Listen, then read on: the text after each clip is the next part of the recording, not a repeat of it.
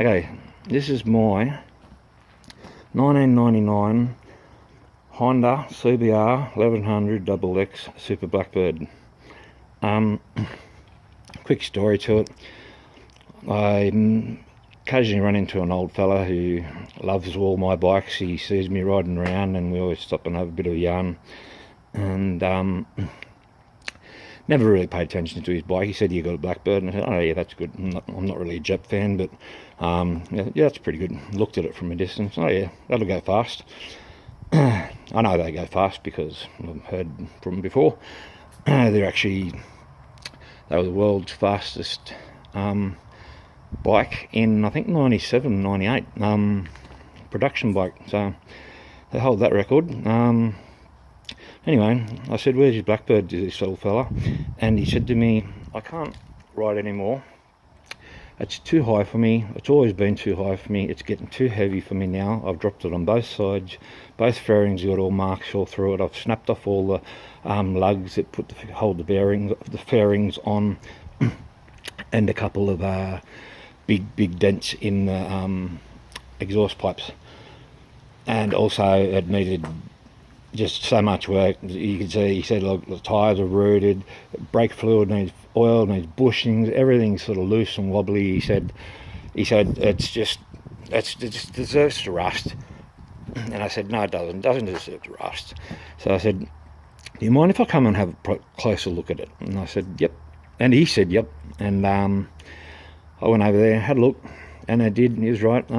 It needed every single thing to make this bike brand new the way it is right now. It needed every single bush, bearing, seal, springs, brake pads, calipers, brake caliper, rebuild kits, chains, sprockets, and I can go on and on and on. But yeah, so it needed all that. I sort of crunched it in my head, a number, and I went, "Okay, how much do you want for it?" And he goes, "Oh," he said, "No, I don't want any money for it. You just have it." I went, No, I can't do that, Joe. I can't just have it." And he said, no, you can have it." And he went inside. He knew my name already because of that, and he wrote out my name. He came out there with a piece of paper saying that I now own it. So I guess I got it for free in one stage, but the thing was, I didn't want to do that because I know he was hard up. So I tried to slip him a bit more, but I ended up having to force him to take $200 for it. So I forced him to take $200. He seemed very pleased. I was very pleased, and I was also very nervous about doing up a Japanese bike because I haven't touched a Japanese bike since late 80s, I think. Showing me age. So when I got home, stripped it all down, thinking, what am I going to do to it? Post-apocalyptic type bike. Yep, that sounds pretty good. Mad Max 2, I reckon. Yeah, that sounds pretty good. So I went along with that theme. The first thing I bought for the bike was 400 studs from eBay, and I had that plan.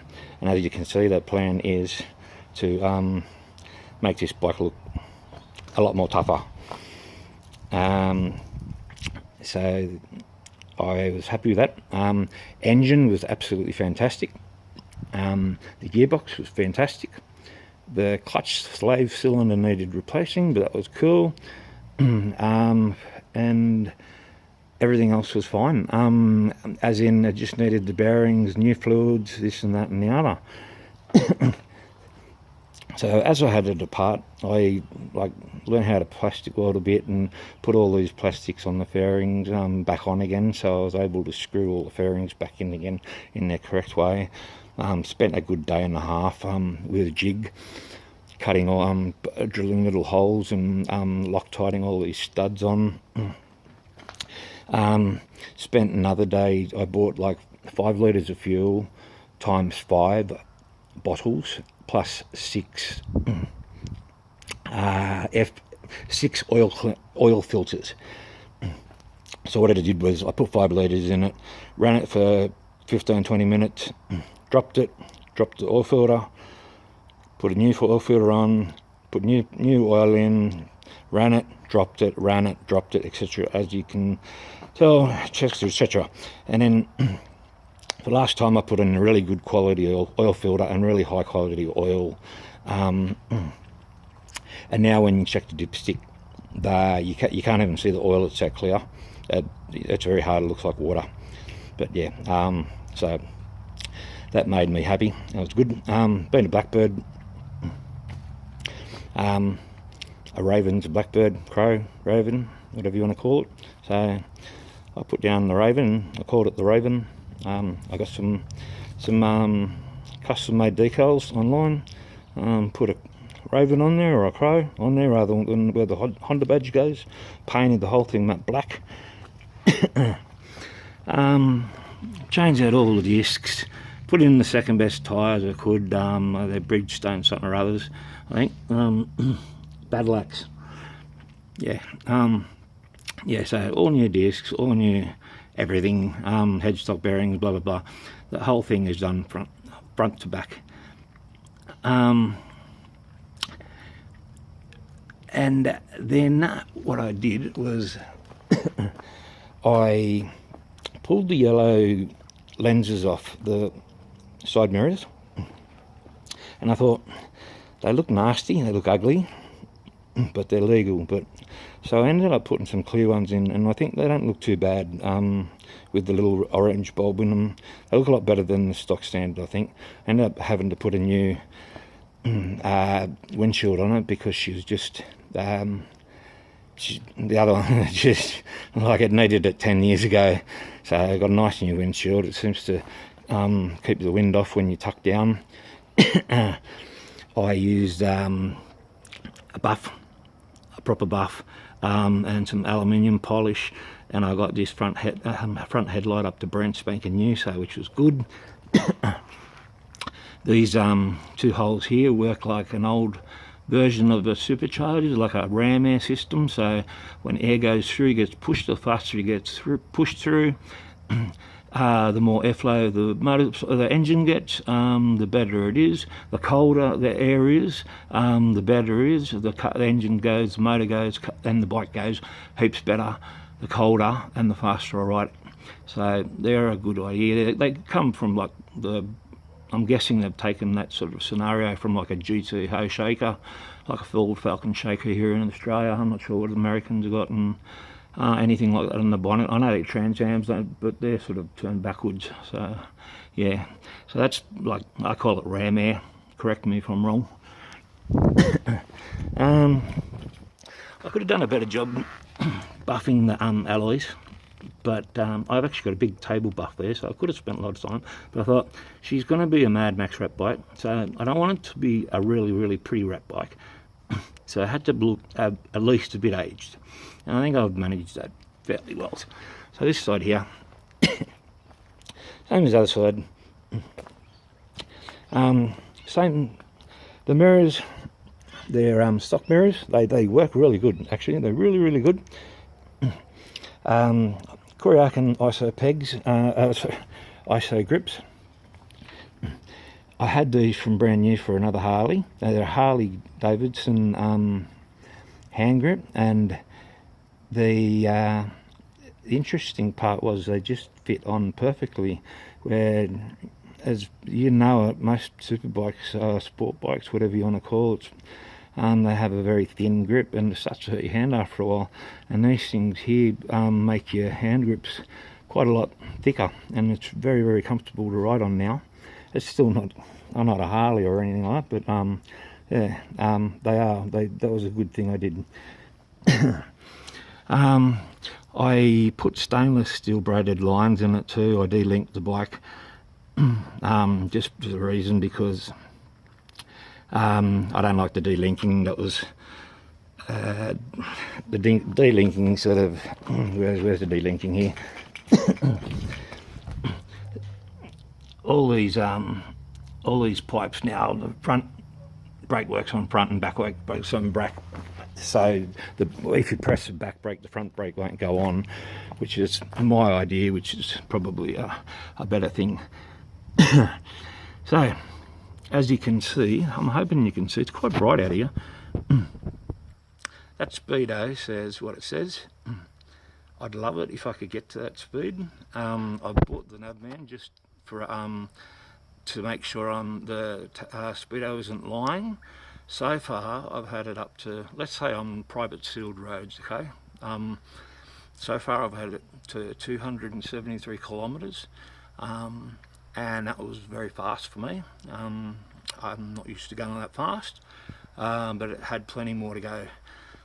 So I could get up there past that 300. We'll never know until I try. So yeah, that'll be on the cards sooner or later. As you go around, fuel tank. These side tank grips, they work really well. They're really good to lean the bike over and grip with that. I'm happy with that. I never really gave it any thought about tank grips, but yeah, they work well. And I was always wondered why people would put like a tank guard on there. They look so ugly, but you can see that as you lean over a sport bike, especially like I wear big bolt buckles and stuff like that, this tank would be stuffed by the time I'd hopped on it and ridden it for a couple of times.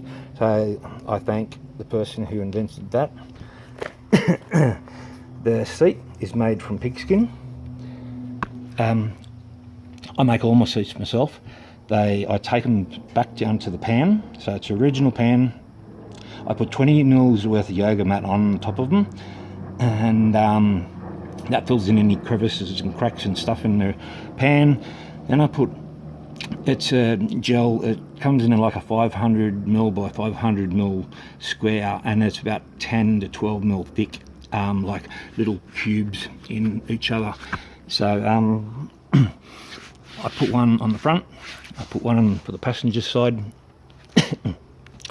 and then I put 6 mil worth of neoprene, which is wetsuit material, and I run that wetsuit material over just because that doesn't show the little cube things on the gel. And the outside is pig skin. I've changed all my bikes to pig skin now. They feel really nice. They're not hot when you get on them. They seem to weather really well in the sun, so yeah, I'm happy with that. I'm really happy with that. So it's comfortable, I'm happy, that's the main thing. I can't remember whether I said it or not, but these exhausts, these are stock standard. They were very scratched up, dented. I had some aluminium gutter mesh in the shed, and I thought I'd try it to save myself some money. And it took away, as you can see, you can't really see anything at all, although they were in pretty bad condition where they were dropped.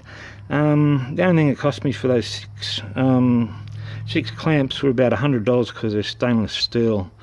But apart from that, it turned out good. It's quiet. I've had a copper pull up next to me, and he's actually put his finger up saying nice. So they haven't got me for the sparks or anything like that, which they could quite easily do. And yeah, probably one of the last things I did was I got a little bit of a short leg syndrome too, so I actually took 2.5 inches off the seat at least, and I took off, I think it was a 2-inch triangle kit for this, so I dropped it down, so about 5 inches it's dropped down to the ground. So now I can flat foot this bike with bare feet, and it's far better than having it high, and it doesn't seem to have affected anything. It actually feels like it sticks to the road a lot better. So yeah, anyway, that's my first video on YouTube of my Honda Blackbird 1999. I hope you guys enjoy. You have yourselves a good one. Thank you.